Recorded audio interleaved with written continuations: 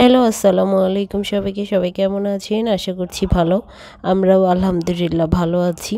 যে গরম পড়ছে রান্নাঘরে যত অল্প টাইম কাটানো যায় আর কি।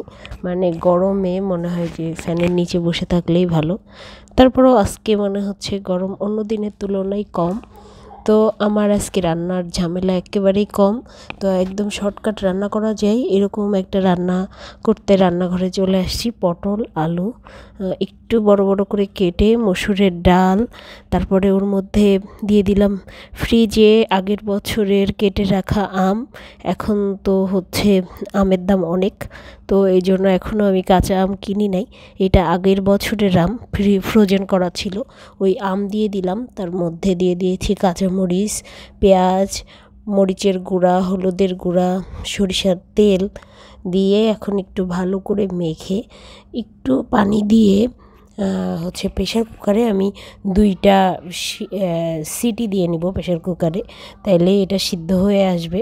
আর এটা গরমের মধ্যে খেতে কিন্তু খুবই ভালো এই ধরনের পাতলা খাবার। তো এখন আমি সিদ্ধ করে নিব। আর প্রেশার কুকারে দিব এই জন্যই মানে অল্প করে পানি দেওয়া। তো অল্প করে পানি দেওয়ার পরেও শুকাই গিয়েছিল, মানে 2টার জায়গায় 3টা সিটি পড়ে যেয়ে শুকাই গিয়েছে।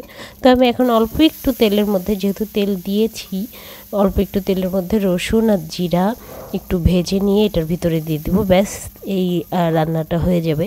তো এরকম খুব শর্টকাট কিছু রান্না করতে চাইলে কিন্তু এটা বেস্ট। আর আম না দিলেও চলে, আমার আম ছিল দেখে দিয়ে দিয়েছি।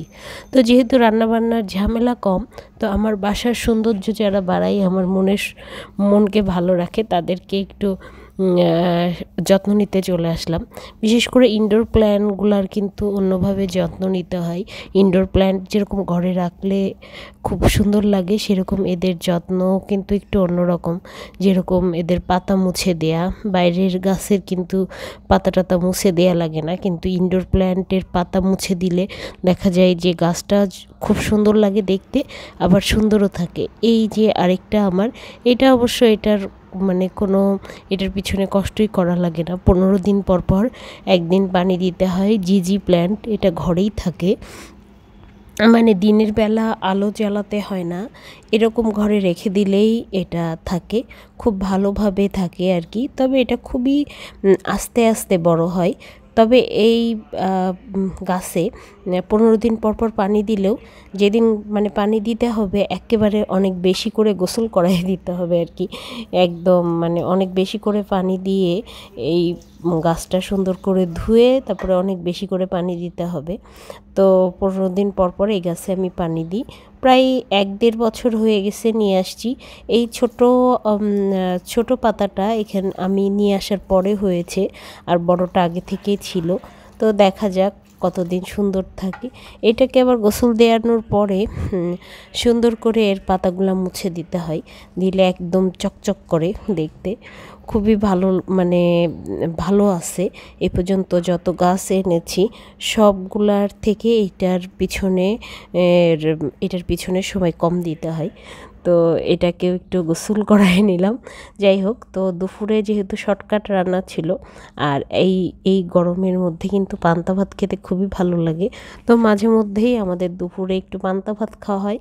তো এই যে পান্তা ভাত পেঁয়াজ কাঁচামরিচ দিয়ে লবণ দিয়ে মেখে নিচ্ছি। আর আমি শুধু ওই তরকারির সাথে একটু মাছ ভেজে নিয়েছিলাম দুপুরের জন্য। বাচ্চারা অবশ্য পান্তা ভাত খায়নি, আমরাই বড়রাই খেয়েছি। তো এটাই খেয়ে নিচ্ছিলাম। আসলে শর্টকাট রান্নার কারণ রাত্রেবেলা দাওয়াত আছে, এই জন্যই শর্টকাট রান্না করেছি। তো শর্টকাট রান্না করলে হবে কি, সন্ধ্যার তো নাস্তা কিছু বানাতে হবে। তো আজকে এই নতুন জিনিসটা ট্রাই করলাম। নতুন বলতে মানে আজকে বানাবো হচ্ছে পুডিং কেক। পুডিং তো আলাদা বানাই, কেকও আলাদা বানাই, কিন্তু পুডিং কেক একসাথে বানাইনি, এই জন্যই বানানো। তো আগে থেকে ক্যারামেলটা বানিয়ে রেখেছিলাম। এখন আমি হচ্ছে করব, আগে কেকের মিশ্রণটা তৈরি করে নিব। এখানে আমি হচ্ছে সাদা ডিমের অংশ আর চিনি একসাথে একটু বিট করে নিচ্ছি ভালো করে। এটা যখন মিক্সড হয়ে যাবে এর মধ্যে দিয়ে দিব ডিমের কুসুমগুলো আলাদা করে রেখে দিয়েছি। এই যে সুন্দর ফোমের মতো হয়ে গেছে, এখন ডিমের কুসুম দিয়ে আরেকটু ভালো করে বিট করে নিব। তারপরে কেকের যা যা দেয় সেগুলো সব গুঁড়াগুলা দিয়ে দিব। আসলে ওই তেমন কিছুই না, জিনিসগুলা আলাদা আলাদাভাবে তৈরি করে একসাথে বানানো। তারপরে যদিও আমি করিনি আগে, তো এই জন্য আমার একটু ভয় লাগছিল হবে কি না। আর এখানে আমি হচ্ছে কোকো পাউডার, ময়দা আর বেকিং পাউডার একসাথে মিক্সড করে কেকের ভিতরে দিয়ে দিলাম। তো এই সময়টাই আমার একটু ইয়ে হয়ে গেছিলো, মানে মনে হচ্ছে যে ময়দাটা একটু বেশি হয়ে গেছে, এই যে এরকম শক্ত শক্ত হয়ে যাচ্ছিলো। তো তখন আমি একটু সয়াবিন তেল দিয়ে নিয়েছিলাম। আর এখানে আমি হচ্ছে দুধ, ডিম আর চিনি একসাথে ভালো করে মিক্সড করে নিচ্ছি পুডিংয়ের জন্য। মানে দুধটা এখন মিক্সড করতেছি, চিনি আর ডিমটা আগেই মিক্সড করে নিয়েছিলাম। তো আগে থেকে যে ক্যারামেল করে রেখেছিলাম ওই বাটির মধ্যে প্রথমে দিয়েছি পুডিং, তারপরে দিলাম কেকের মিশ্রণটা। আর পাতিলে পানি গরম করে আগেই রেখে দিয়েছিলাম চুলার উপর। এখন এটার মধ্যে দিয়ে 40 মিনিটের জন্য ওয়েট করব। এই হচ্ছে ঢাকনার ফাঁকা অংশটাও আটকে দিলাম টিস্যু দিয়ে। তো 40 মিনিট পরে দেখছি ভয়ে ভয়ে অ্যাকচুয়ালি কেমন হয়েছে, কারণ কেক তো এরকম পানির মধ্যে ভাপ দেওয়া হয় না, কেমন হবে কে জানে। তো আমি এই যে ছুরি দিয়ে দেখে নিচ্ছি ভিতরে হয়েছে কি না। তো হ্যাঁ, ভিতরে খুব সুন্দরভাবে হয়ে গেছে। তো এটাকে আমি 2 ঘন্টার জন্য ঠান্ডা করতে রেখে দিয়েছিলাম, মানে ঠান্ডা হয়ে গেলে ফ্রিজে রেখে দিয়েছিলাম। তো এখন দেখব যে অ্যাকচুয়ালি কেমন হয়েছে। তো এই যে সুন্দর হয়েছে, কিন্তু ক্যারামেলটা আমার খুব একটা কালার মানে সুন্দর হয়নি, এই জন্য উপরটা অত বেশি ভালো লাগছে না দেখতে। ক্যারামেলটা আরেকটু জাল করে নিলে কালারটা ভালো আসতো। তো হয় মানে এখন ফেসবুক খুলি, ইউটিউব খুলি, রান্নার মধ্যে ম্যাক্সিমাম রান্নার রেসিপি আসতেছে কেক পুডিং। তো এই জন্যই আমি আর কি ট্রাই করলাম, দেখি।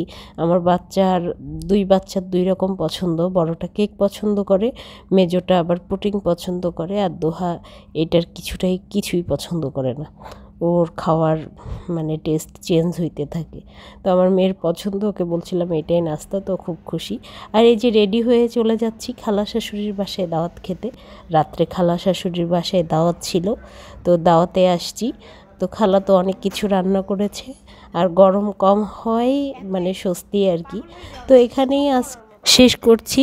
ভালো লাগলে লাইক করে দিবেন। আল্লাহ হাফেজ।